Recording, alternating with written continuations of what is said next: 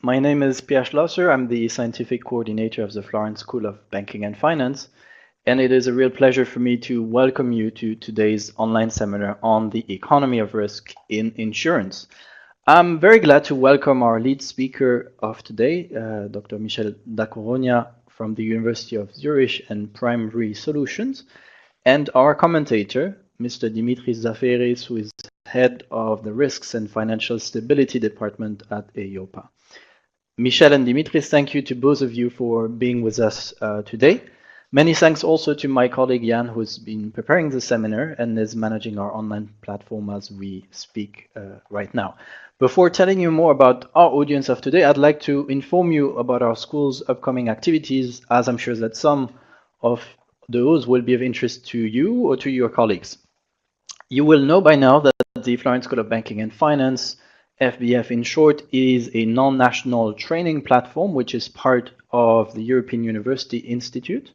The European University Institute is a very distinctive place. It is a public intergovernmental research and education institute which boasts an international community of more than 60 nationalities and offers doctoral, postdoctoral, and executive education programs in economics, law, political science, and history.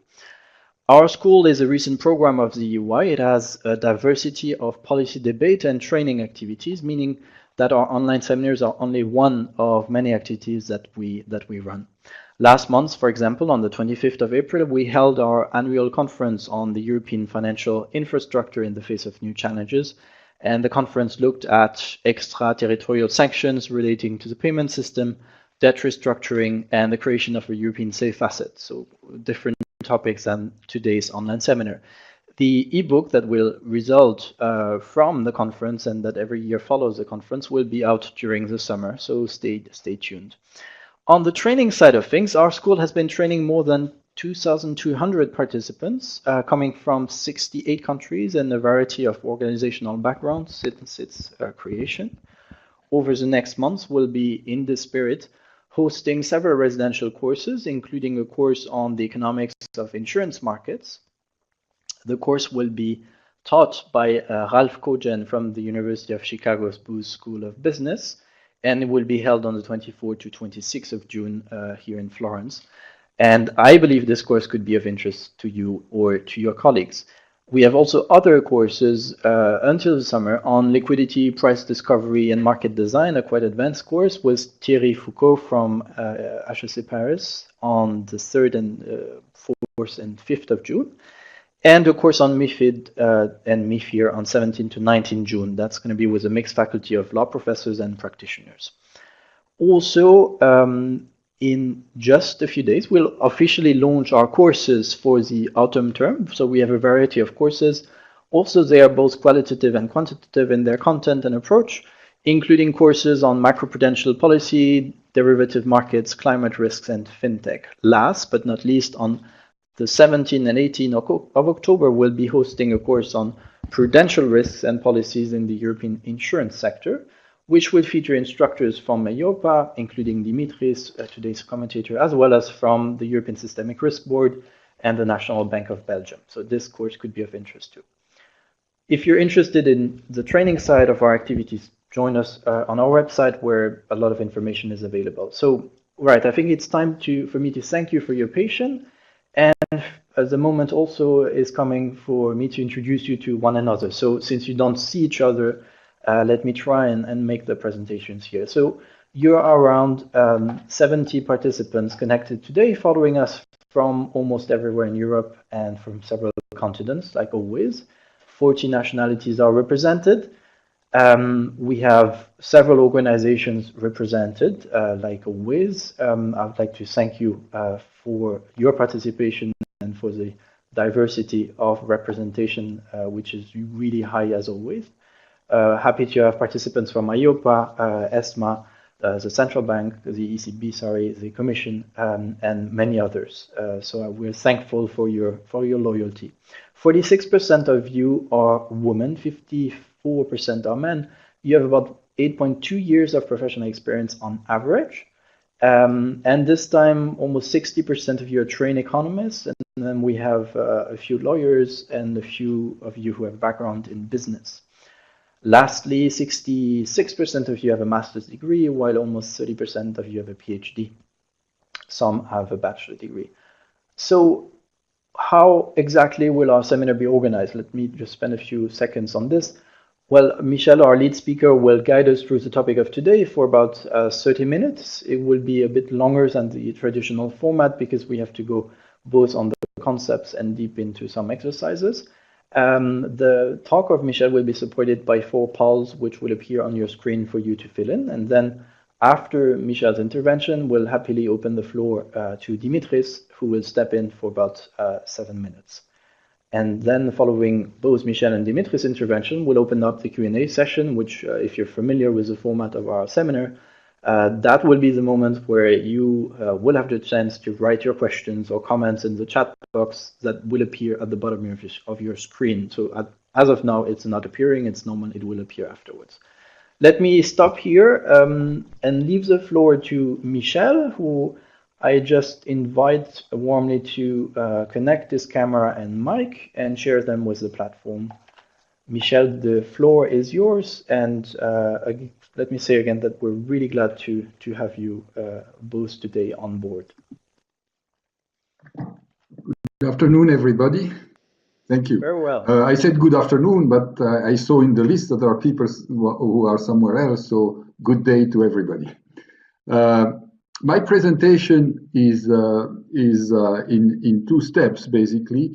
The first one, I would like to discuss with you some concept of risk and risk measure, particularly how they apply to insurance.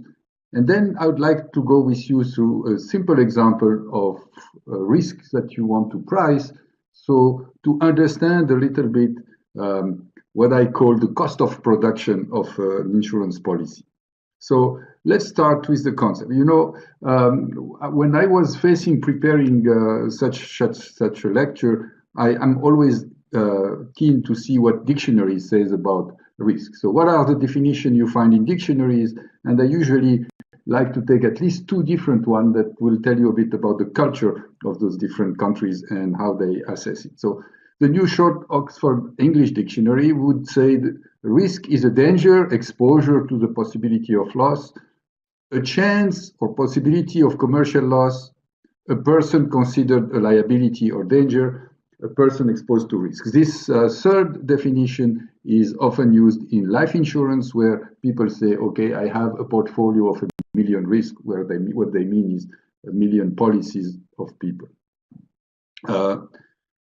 You see here in the definition of risk, we only see, if you're on the negative side of the problem.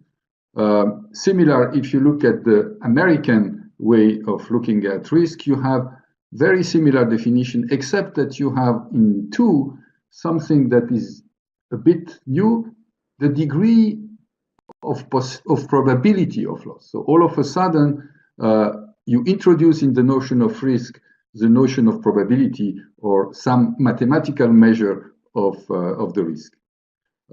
Otherwise, it's pretty much the same. As often, I found the best definition of risk on Wikipedia, which I'm going to show you in the next slide.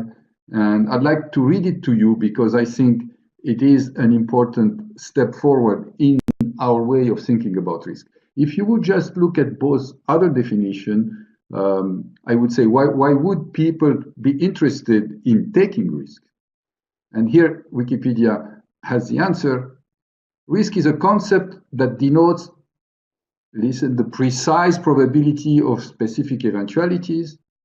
Technically, the notion of risk is independent from the notion of value, and as such, eventualities may have both beneficial and adverse consequences. However, in general usage, the convention is to focus only on potential negative impact to some characteristic of value that may arise from a future event. I can subscribe to this definition.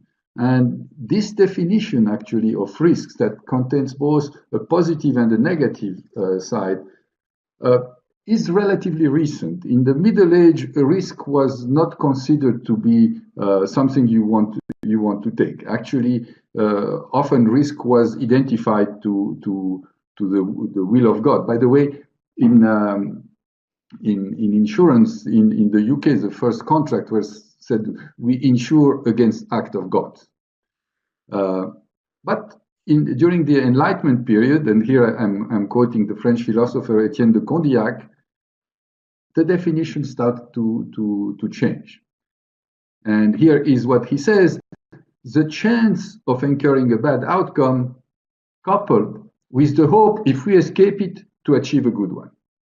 So this is the explanation why actually you have insurance companies that are willing to take risk, why there are people who invest knowing that they have a risk, is because they hope that they can escape the negative part of this risk. Also, similarly, I think it's around the same period that we started to understand that the notion of social institution should protect people against risk. The first time a state actually was ordered actually by the King of France, Louis XVI, to pay for a flood in France was the first time that a state as such was doing it. Before, the king would do it on his own money as a kind of a charity. But here, the state was made, in a way, liable to help people in case of big risk. And this, of course, contributed to the development of life insurance that was actually not really acceptable by religion at the time. It's interesting to know that life insurance started basically in Scotland, and it was started by a priest that thought that there were very many widows of priests, because at that time those priests got married. They were quite old and they had young wives who would survive them. So the idea of ensuring that, or making sure that these widows would have enough to survive during this time was introduced by a priest, which made it possible then for life insurance to become acceptable. And by the way, life insurance as such is still forbidden in Islam, but there are ways of transforming this. Now, the question, of course, if you have a risk, then you would like to manage it. You would like to make sure that the probability of a good outcome becomes high enough, and the probability of bad outcome becomes supportable by your institution. Unfortunately, I think most risk management methods rely on the efficient market hypothesis. But this assumption implies that risk management does not add values to shareholders. And I want to show you that very quickly, so to see why, in fact, we need to go beyond this efficient market hypothesis. We can show it very easily by just trying to compute the value of a firm without risk management. And this, traditionally in finance, you would say it's a net present value of the future earnings of the company. Now, this is the firm without risk management. A firm that would have risk management would be the net present value of future earnings plus the net transfer from risk management instrument that you would have put in place, for instance, an insurance. Now, the efficient market hypothesis implies additivity of this net present value, and that the net present value of risk management instrument, how do we price them? That's the way you price, for instance, option, is by setting this net present value to be zero. So, in other words, the value of the firm without risk management and the value of the firm with risk management are equal, which has some consequence. Then the risk management would only be useful to optimize taxes or to protect manager at the expenses of the shareholder, as risk management implies also costs, of course. There are other possible advantage of it, that it would push the risk of ruin of the company, but it is at a cost. But this model is actually only valid if you assume complete markets and no transaction costs, no frictions. which is of course never the case in real life. If you relax this assumption, risk management becomes a vital function in a financial institution. And myself, I do believe that I've done a lot of my career in this field. I do believe that risk management increases the value of a firm also to shareholders. And thus it makes sense to talk about the economy of risk in insurance. As soon as there is a value, there is an economy. And see how it can be used to improve the business of insurance and in general, the goods of society. I would like here is a moment to introduce a distinction between risk and uncertainty. Very often they are used indistinctly, but in economics, the tradition wants to distinguish between the two concepts. The American economy, we owe that to Frank Knight, who was the first to propose this clear distinction in his famous dissertation, Risk, Uncertainty, and Profit. He defines risk as the randomness with knowable probability, measurable uncertainty, and while uncertainty is the randomness with unknowable probability. Donald Rumsfeld, which is a person I personally don't like so much, but had a very good definition of that, and I think is a good way to remember. In a way, risk is what he would call the known unknowns, while randomness is the unknown unknowns. Now, insurance is all about risk, about measurable uncertainty. There is a famous investor who actually made a lot of money in insurance, Warren Buffett, that says you should only insure what you understand. What he basically mean is you should only insure known unknowns. Now, how do we define risk in insurance? In insurance, we define risk as the variation from the expected outcome over time, and we all have expectation about results, but the actual outcome of this result is uncertain. And risk in insurance quantifies this uncertainty, transforms it from an uncertainty to a risk of the future outcome of a current decision or situation. And insurance at the end is the transfer of risk from an individual to a group or a company. In a way, it's very simple. One of us here in this discussion will have some bad outcome, and we will all share to pay for it. But the premium should then reflect the risk assumed by the company and the diversification of the insured portfolio. We'll discuss that in a moment.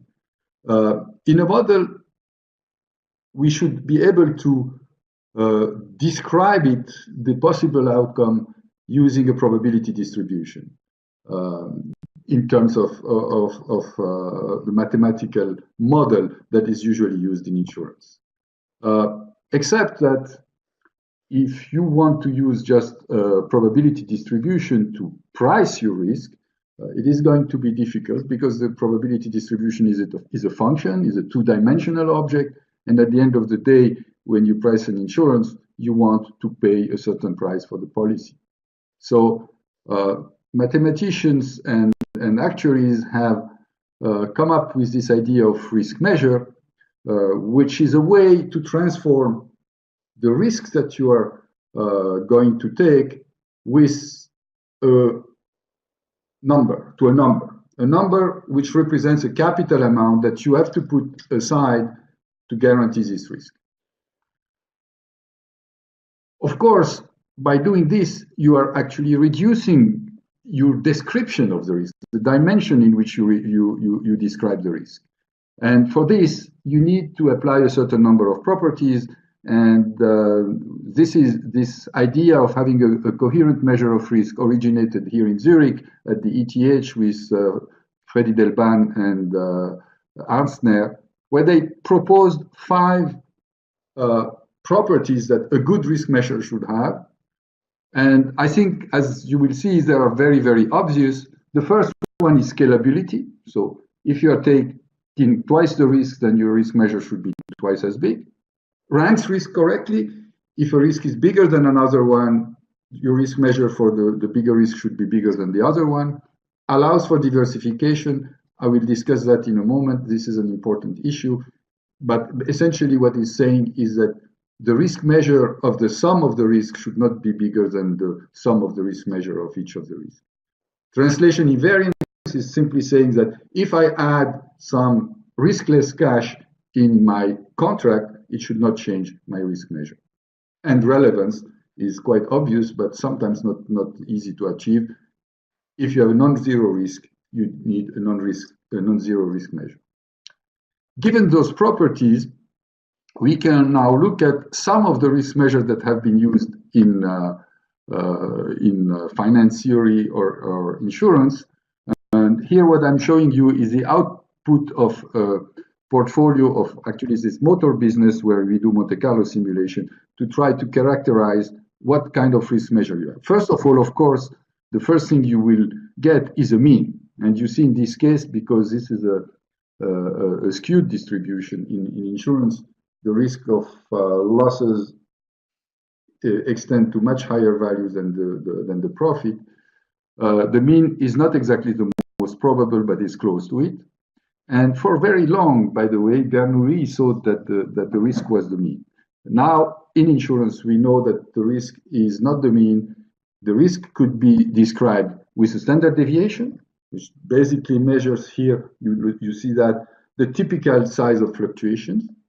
Or nowadays, people will use rather other type of measure like value at risk, which basically says what could happen once in 100 years if you are looking at a yearly problem.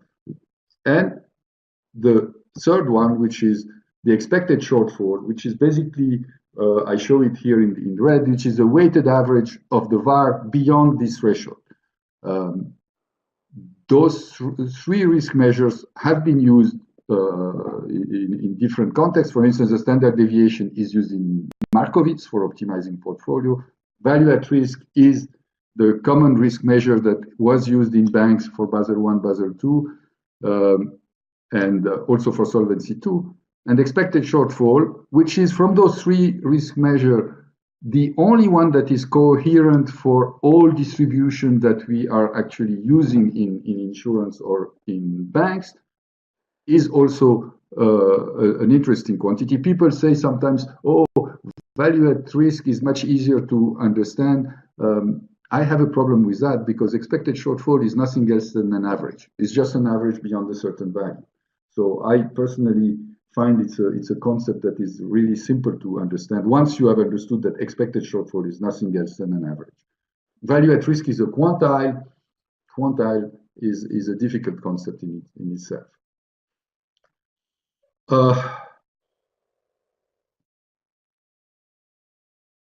Just one small thing. If you want to measure if why is expected shortfall value at risk, for instance, not a coherent measure of risk if you have extreme events, because when you sum up the value at risk of your risk, you might end up having a higher value at risk for the portfolio. While the expected shortfall, you will always have a value at an expected shortfall that will be at least the average or below this the sum.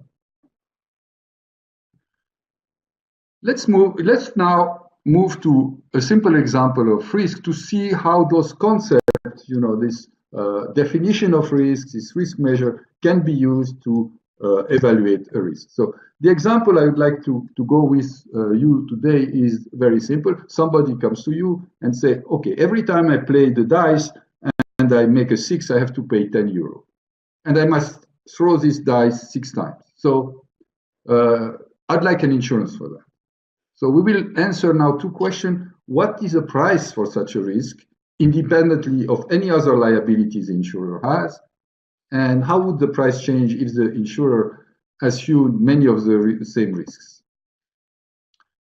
The outcome, and that's why I use these dice, because this is something we know how to do. So if in the first row you have a 6 with a probability 1/6, you will pay 10.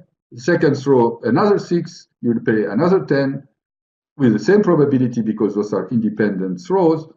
You see that the chances after 2 rows to pay 20 would be the 1/36. So it goes very quickly down. Now you can do this and explore all the cases. This is basically the various thing you would get in this case. So you see, for instance, the probability of paying 0 is 25.36. And this kind of model is known in mathematics. I'm not going to spend too much time on that, but it's essentially what we call a binomial distribution. And we know the expectation of the sum of losses that we would have after a 6th row would be 6 times p, which is 1/6 here, so it will be 1. That's why I chose 6 rows. And then you can also compute the variance for that. Now, here I've done the computation for you. You have the loss amount on the left. You have the probability, loss probability in the middle, and on the right, the cumulative probability. So here, my expected loss should be 10. And if we use as a risk measure here a value at risk at 99%, my value at risk would be 30, because you see the 99% is just at that point. So now I have everything in hand to compute the correct price. So if I have to compute the price, of course, I will ask the person to pay the expected loss. I'm not going to pay that myself. But if I'm asking only to pay the expected loss, I will have 26% chance to pay more than the expected 10%. If I go back to my slide here, you see that there is 73% chances that I will hit 0 or 10. So the risk is that you have to a claim that exceeds the expected loss by far. We can go up to 60. So since we define the risk as the unexpected, the role of an insurance is basically to guarantee payment of the loss, even if it is above expectation. Otherwise, nobody would take an insurance. So what we have to do now is, as an insurer, to not only ask the expected loss in premium, but also have ourselves some money to guarantee payment up to a certain level. Here, we decide that we want to guarantee at 99%, which means that we will have to add to this what is called in this our jargon the risk-adjusted capital, the capital that will guarantee the risk up to a certain time. In order to do this, of course, we have to define a confidence level. Here, I chose to take the confidence level 1/100. And if I take this, then in our case, the claim would be 30. So in order to guarantee payment up to 30, then I will have to have my 10 expected, which comes from the premium, plus 20, which is the difference between 30 and 10. But of course, providing capital has a cost. So investors will not give you money without a hope for a return on investment. So let's assume here that the cost of capital is 15%. It looks maybe very big to you like this, but in fact, it's the cost of capital before taxes. And if you take 30% taxes or a third taxes, then you're left with 10%. And then we add the company expenses, because of course, if it's a company, you have expenses, and we put it here equal to half the expected loss. Why is so? Because you imagine that a policy insurance will cost more if the losses is very high. Okay, now having all of this, I can now compute my premium. So I have a loss model, which gives me my expected loss, which is 10%, 10 in this case. I have a company structure and capital. I've decided the VAR at 99%. I have expenses. And then combining the loss model and the capital, then I will need 3 here. So this is the price of my insurance if I don't put it in a portfolio, if I take it like this. you see here that this is what I call the cost of production of an insurance product. And my question to you, would you take this insurance? Yes, at this price or no? It'd be interesting to find out what you think about that. But what I would like to discuss quickly is this quantity, because you see that the highest price of this is the expected loss. And on this expected loss, the insurance company has very little levy. So they cannot really use this expected loss to compete with one another. The place the company will compete is on the risk loading and on the expenses. That's why when you read in newspapers results of an insurance company, you will hear the management saying, oh, we are going to reduce our expenses and increase our diversification. And why you would increase your diversification? To reduce your cost of capital. So those are the two places where an insurance company can play with each other. Of course, you could also play a little bit on the expected loss by having intelligent underwriting guidelines that allow you to select the best risk. But when the company is very big, this is not really possible. So I see now the answer that was given to me. It's 50-50.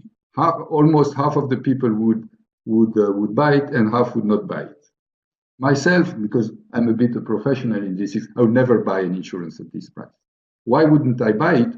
Because I'd have to pay 35% more than my expected loss for this insurance. It doesn't really make sense. So I would just, it would be better to live with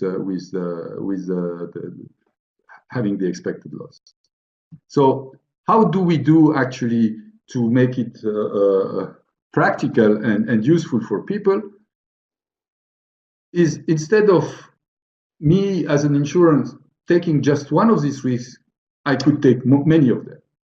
Each policyholder insures the risk that he has to pay at €10. In each case, a 6 appears on the dice of 6 rows, and many of these risks will constitute a portfolio of risks. Now, how will the premium change due to diversification?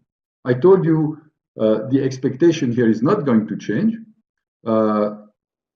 Let's leave the costs, the expenses of the company at 0.5%. So the part that we are going to look at is the €3 of risk loading for one policy in isolation. So now, if I do this with many policies, on the left you have the number of policies, and on the right you have the cost of capital. And you see that if I have 10,000 policies, my cost of capital is reduced by a factor 100. So in a way, very good. I found the perpetuum mobile. I can reduce my risk to 0, and then I can sell this with my expenses and expectation. That's, of course, as you imagine, too nice to be true. So in reality, here we have assumed a very important assumption, which is that between the different throws, the risks are independent. So if the risks are independent, putting them in the portfolio will follow the famous central limit theorem, and slowly we will get back to having zero risk. Now, let's change a little bit this example and put that the policies are not completely independent. The idea, let's assume that the people will actually play this in a casino where there is a croupier who from time to time will, instead of taking the fair dice, come up with a biased dice, which has a much higher probability Q of producing a 6. And he will play this biased dice for the whole portfolio.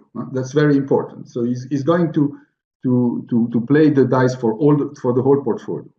So by doing this, we are putting a non-diversifiable risk in our portfolio. Basically, what we are doing is, like for instance, if you imagine car insurance, usually accident happens in random, and you can say that this can be diversified. But if there is a hailstorm that will damage a lot of cars, this would be my bias dice, if you want.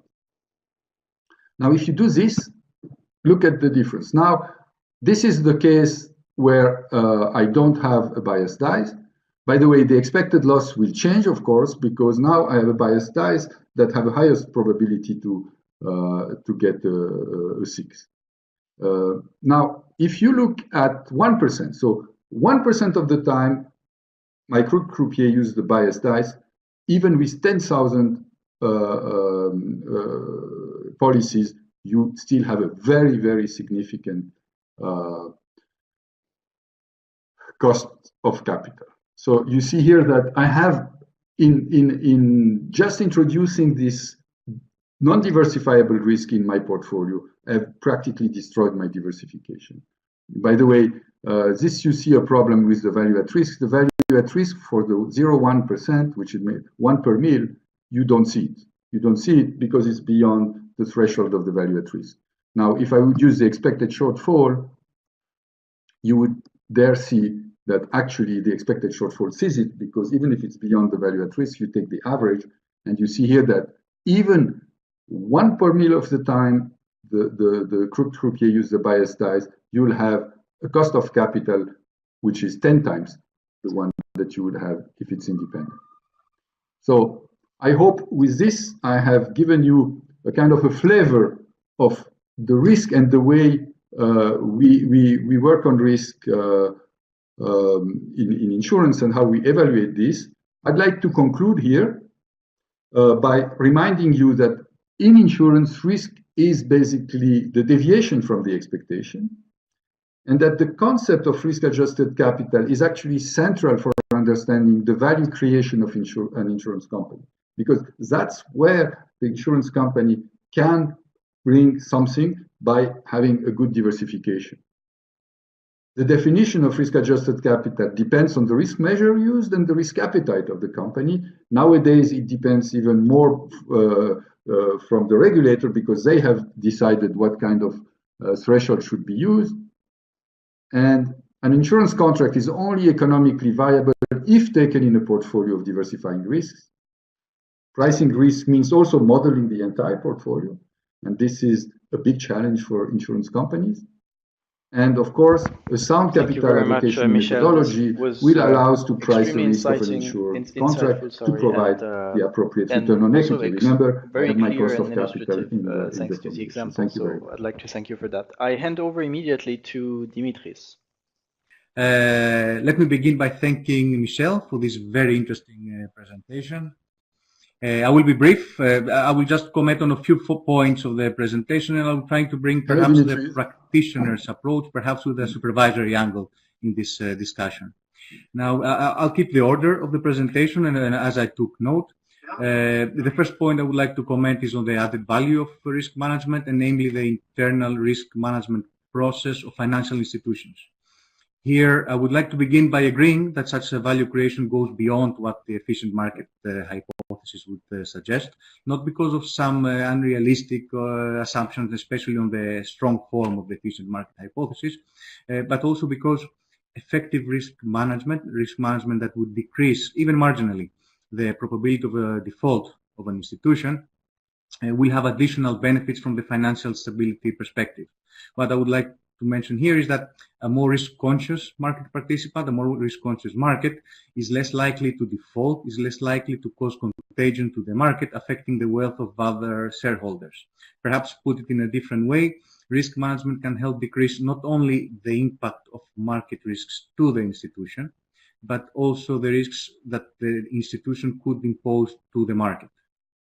Now, of course, risk management goes beyond the metrics described here today, value at risk and expected shortfall.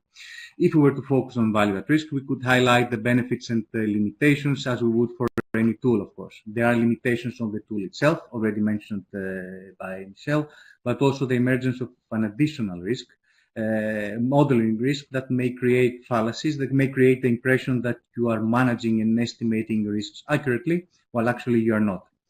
I will not base this concern on the different, sometimes alarmingly different numbers you may get, whether you're using parametric VAR, historical VAR, or Monte Carlo simulation. This is well known. Also, the fact that when you rely on past data, the implicit assumption that history will repeat itself, the assumptions of distributions or specific paths on simulations, these are quite widely covered by the literature.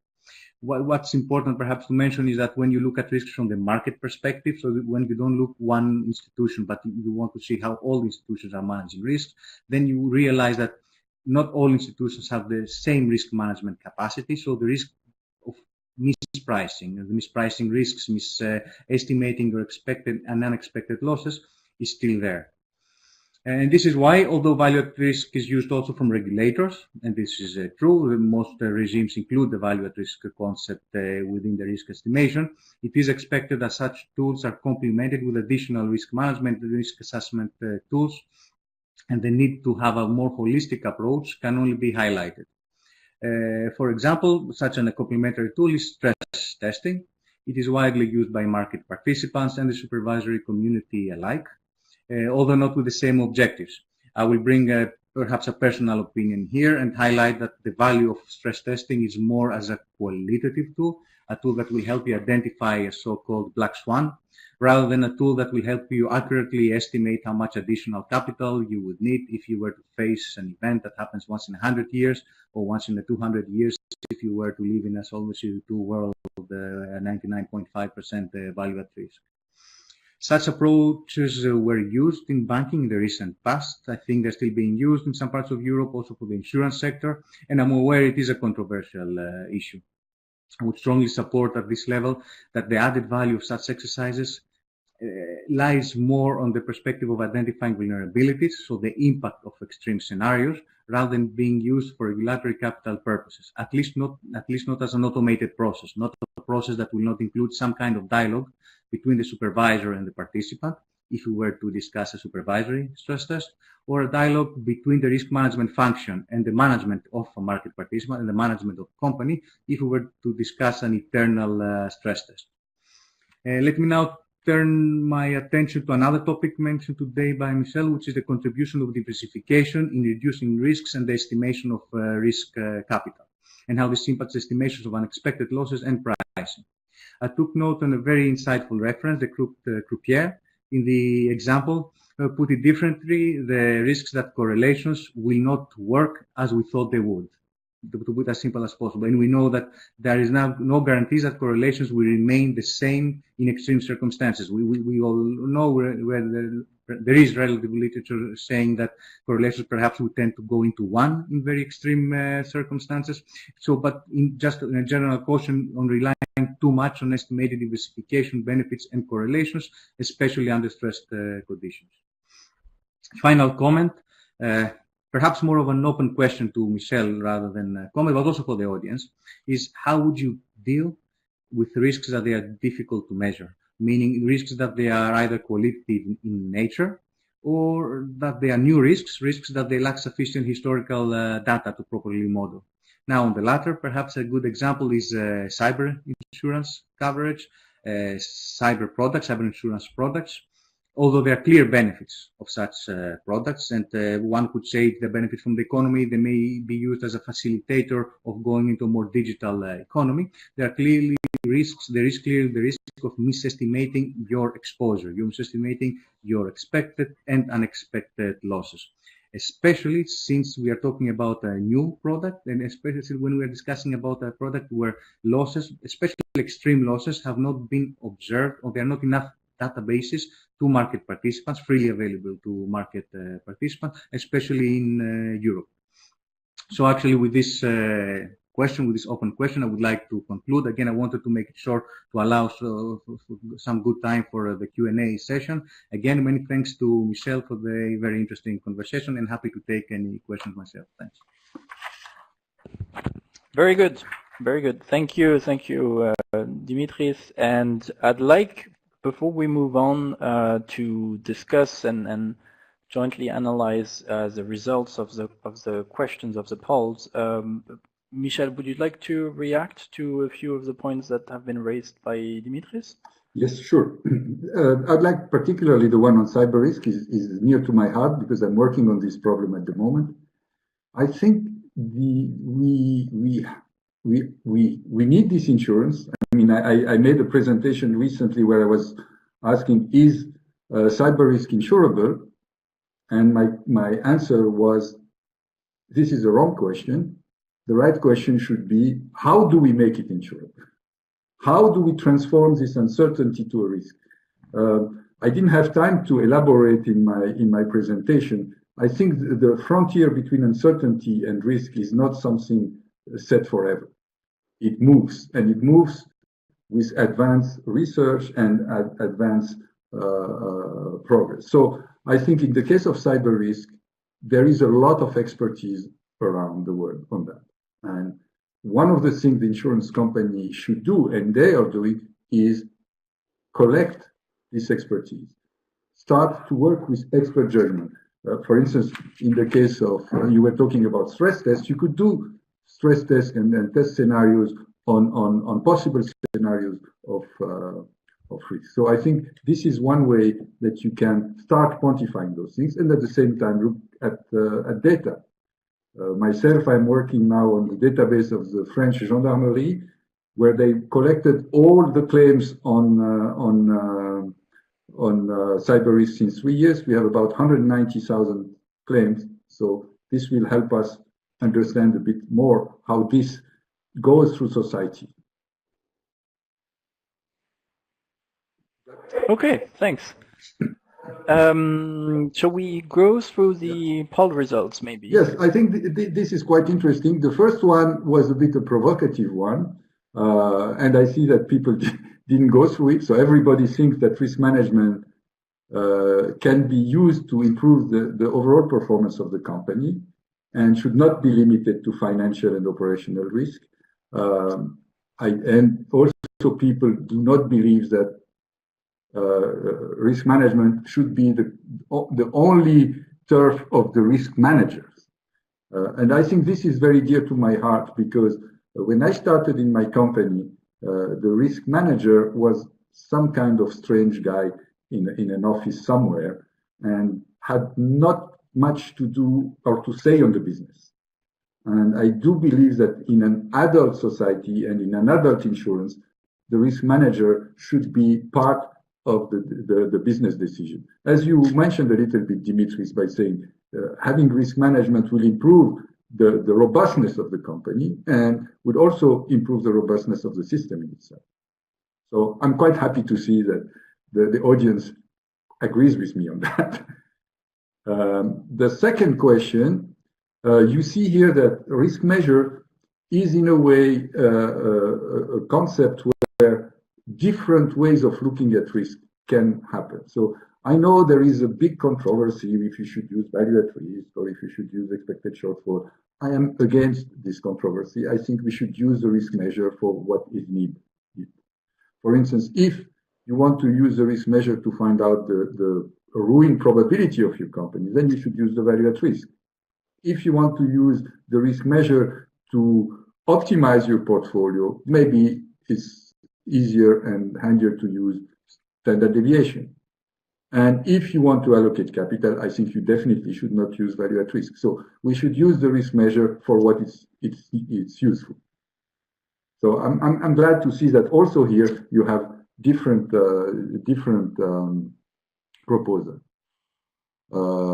And for the last question, I think this is again also something I would say quite controversial. Should the insurance be left to the private sector? I see that 30% of the people think no. Should the insurance generate profit? 40% say yes, and should contain exceptions. 30% say no. Now, I'd like to explain a little bit why I asked this question. First of all, I think insurance, when it comes to the small losses, is best left to the private sector because it diversifies the view of looking at the risk. And but when it gets to the very, very big losses, I think we need a collaboration between institutions that are doing this reinsurance and the state, because certain of those losses, they are harming the whole society, and we need to have everybody insuring that. So that's why I think you have a mixed answer to this. Now, should insurance generate? So we heard everything until now, but we just you just disappeared in video from the screen. So, but we heard everything. So may I just hand over to Dimitris to, if you wish to, of course, Dimitris, just go yourself also through some of the results if some are puzzling. Michel is back, so that's great. And after that, we'll just address and engage with the questions of Monica and Daniel, if you both agree. Dimitris. Okay, thank you. I think all questions were covered very extensively by Michel. Perhaps only to add for the last question, when it comes to the sharing of the risks, perhaps even with the state, especially if we're discussing major losses, I would also agree on that. The example of cyber insurance coverage, at least at the first years of such offering such contracts, especially when we have the unknown, we have the big uncertainty of what would happen in a big systemic event, it would even help such market grow. And I think that's something that actually deserves to be discussed in greater detail. But I would agree that at least for the extreme losses, there needs to be some kind of collaboration, some kind of discussion. Okay. So we're still experiencing some technical issues. I apologize for that. May I ask you, Dimitris, or unless Michel hears us, Michel, feel free to step in. Do you hear me? You hear us? Okay. I don't know. I will stop my camera again and start it again, but I don't know why it doesn't work. If that, I mean, it's just. But if you hear me, that's okay. Yeah, I think it's perfect to proceed like this because we hear you 100%. I see the question of Monica, which is, I guess what you want to say is the main challenge is to evaluate the non-quantitative risk, such as reputational risk, for instance. Do you think that actual models could be able to represent them? Personally, I have my doubts. I think reputational risk is a very, very difficult risk to quantify. And that's why it's often, when insurance give covers for that, it's limited. It's limited because there could be very, very wide consequences. So I think I would slightly disagree with Monica. I think the challenge of evaluating the quantitative risk is very, very difficult. Dimitris was mentioning the question of dependence, etc. Personally, I would concentrate on those ones, and reputational risk I would avoid. By the way, I was part of the people who worked on creating the Swiss solvency test. At the time, that was 15 years ago, we put aside operational risk because at the time we thought it wasn't possible really to come up with a quantitative evaluation of it. Again, as I said at the beginning, this is not something set for stone. It can change. Progress has been made. We have now database for operational risk. I would not have the same position now. So maybe some people will come with ideas on reputational risk. At the moment, as an insurer, I would rather avoid covering it. Okay. Unless Dimitris wants to contribute to that answer too, we could move to Daniel's question. Yes. Hello, Daniel. Any model helping to strike the balance between what is more relevant social role of insurance or profit? In a way, yes. When I said I think companies should generate profit because if the insurance company is not profitable, the protection you get from the insurance company is worth nothing. You know, if you have a life insurance and your life insurance company goes bankrupted, what is your life insurance worth?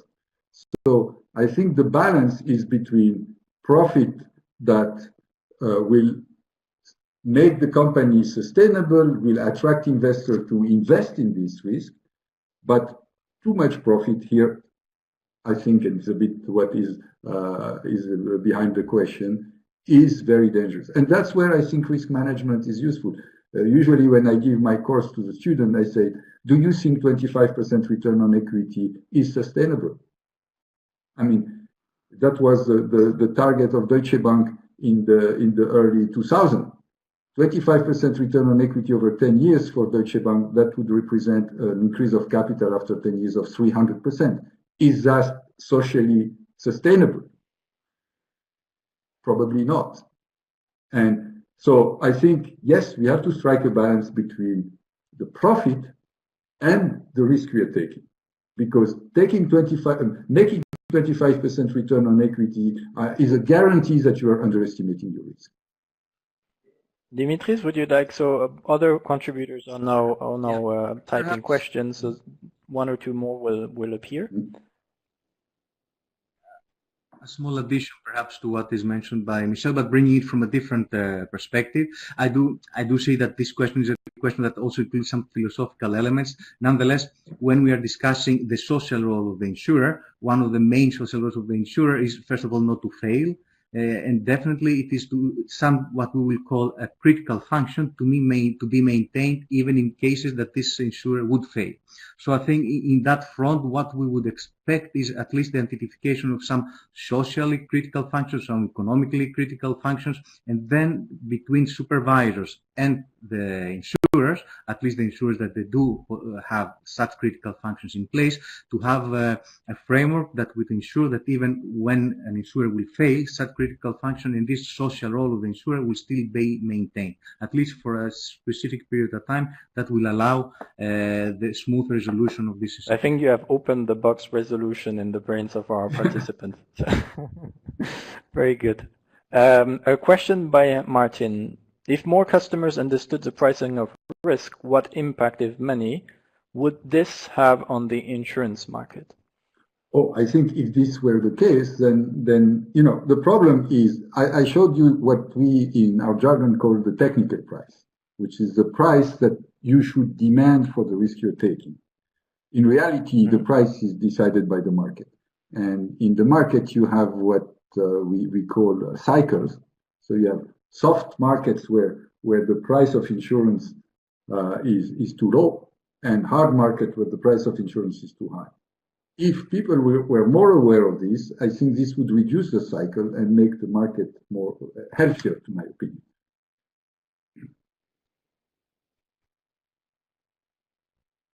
Okay. And it will also be an incentive for people to behave. For instance, I know that in the US now, the flood insurance is done by the state. And because it's done by the state, people can build their houses in places which were always flooded because the price is too low. So if the price was really reflecting the risk, this would be an incentive not to build there.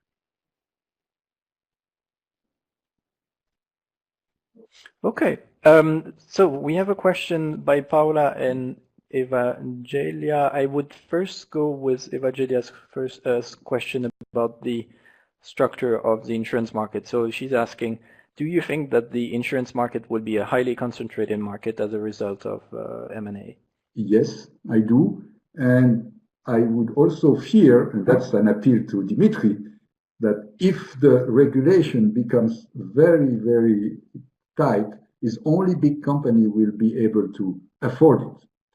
So, and as I've shown you just before, there is a direct incentive for insurance company to merge so that you diversify the risk. But as much as I think it is important to diversify the risk, it's also important for the company to evaluate correctly the risk and work efficiently. And I think very, very big institutions are too dangerous at the end for the health of the market. So I think we need to make sure that the market is still competitive, that it doesn't cost so much that you have to be very, very big to do your risk management and to satisfy solvency. That echoes, I think, to some extent the the continuity of critical functions point of Dimitris. So let me look at the watch, because it's 5 minutes over time, so it's 2 o'clock and 5 minutes. Shall we still have 5 minutes together? Would you be available until 2:10? I am. Yeah. This way we can take 2 or 3, those last questions which appeared on screen. I would start with Paula's question, which was partly reformulated, and then have Alexander's and Harald's question. So Paula was asking, do you think that the interlinks between the traditional risks and emerging risks, like climate change and cyber risk being the emerging risk, I would think, can contribute in the creation of new modeling techniques to capture the impact of these risks on traditional modeling, meaning stronger interaction between non-life and life business and consequent impacts on risk modeling? My answer is very quick. Yes, I do. I definitely think the awareness of this extreme event, possible of extreme events, has grown, and also the awareness of the dependence in the extreme between those risks have grown. When I started working with Scopula 20 years ago, everybody was looking at me like it's a strange guy here. Now it's part of the daily business of many companies. So definitely yes. Okay. Dimitris, would you like to engage with this one, or shall we go to Alexander's question? Very briefly, I will touch upon both last questions. On the last one, I think also a big yes from my side. I think it's actually expected, because we do know that, again, mentioning cyber, that there are companies offering cyber coverage still using NatCat models, which this is not something that can continue, we believe, for a long time. So there needs to be some new methodological, let's say, efforts on that front. But I cannot restrain from commenting what was discussed before about concentration and perhaps the input of regulation, the impact of regulation on that. So I would agree that concentration and having big institutions is not necessarily positive, definitely not for consumers or the stability of the system. On the other hand, I'm not sure I would go as far as saying that there is a direct link between regulation and increased efforts for concentration or M&A activity. This is not even supported by evidence. We had recently, even we did some analysis trying to see at the insurance front if the introduction of Solvency II had any impact on increased activity on M&A. So far, it seems that the main driver is cost of equity, return on equity, perhaps the declining return on equities is something. Declining profitability in a low interest rate environment is identified as more of a driver rather than what happens in the regulatory front. Okay. Moving to Alexander. Hello, Alexander. What is your recommendation for organizations, in particular financial firms, as to how they can keep track of risks relevant for them? So how can such organization keep track of changes in probability distributions relevant for risks? If I may answer, I think what I would recommend those companies is to keep the channel open with academia and with what is going on in the research in the various areas. Often I see financial firms only interested in the very, very technical details of their model instead of looking at where the progress are moving. I know, for instance, in my company at one point, we contracted a company that was actually looking at scanning 50,000 research paper on chemistry and biology to see if in this research paper there were certain substances that would come very often that could be dangerous in the future. So I think it is very important that the company stays open to see what's going on in the literature, in the research, and of course have in the company people who can engage in this research. That would be my answer to this. Thank you for that. Okay, so I think perhaps you can answer Harald's question, both of you, and link to that some concluding remarks so that we have 1 or 2 more minutes. So Harald's question is, what is the role of automation in insurance today, and do you see limits to automation in insurance? First of all, quite open. I think Dimitris want to answer first, yeah. maybe.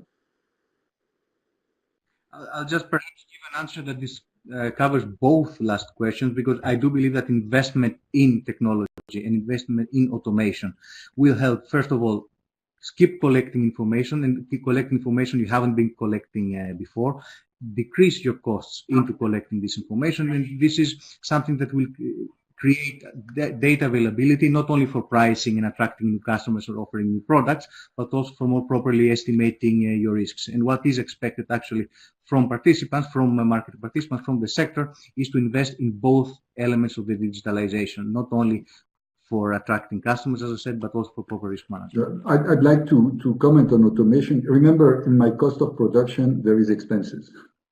And if you want to reduce expenses, you have to automatize. And I agree with Dimitris that you can collect data and then work much more on it. Limits to automation, I think we should not take automatic decisions. We should have a lot of automation to help us take decisions, but we should not let the computer, for the moment, decide for us. So that's my limits to automation I see today in insurance. Okay. Reminds me of the discussions on institutions and rules and discretion. Okay, very good. Thanks a lot for that. The seminar is about to end. I'd like to warmly thank our speakers for their time and dedication, and all of you for your comments and good questions. There will be another seminar, most probably still online in June before the summer, so please stay tuned